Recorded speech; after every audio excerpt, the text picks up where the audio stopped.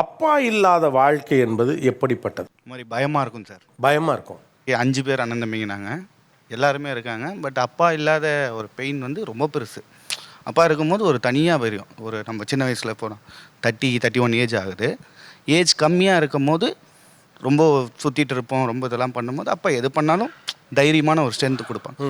இப்போ எதுவுமே பண்ணல, கரெக்டாக இருந்தாலுமே பயம் இருக்குது. ஓ, அப்பா இல்லை. அப்பா அப்படி ஒரு பவர் இல்லை அப்பா. ரொம்ப பெரிய பவர். ஓகே. அப்போ இருந்தபோது எவ்வளோ அலட்சியமாக இருந்துட்டீங்க? ரொம்ப ரொம்ப ஆ, எக்ஸ்பெக்டே பண்ண முடியாது. நான் ஆல்மோஸ்ட்டு ஒரு மாதம் ஒரு 5,000-6,000 ரூபாய் சம்பளம் அந்த மாதிரி ஒர்க் பண்ணிகிட்டு இருந்தேன். அப்போ எங்கள் அப்பா இருந்தாங்க. நான் அதை பற்றி பெருசாக பண்ணதில்லை. இன்றைக்கி டேட்டில் என்கிட்ட ஒரு 5-6 பேர் வேலை செய்கிறாங்க. பட் அப்பா இல்லை. இப்போ கூட நிறைய பேர் சொல்கிறாங்க, நிறைய அட்வைஸ் கொடுக்குறாங்க. பட் எந்த அட்வைஸுமே இந்த அப்பா கிட்டேருந்து கிடைக்கிற மாதிரி இல்லை. 2 அண்ணா இருக்காங்க. 2 அண்ணனுமே செம்ம ஸ்ட்ரென்த்து.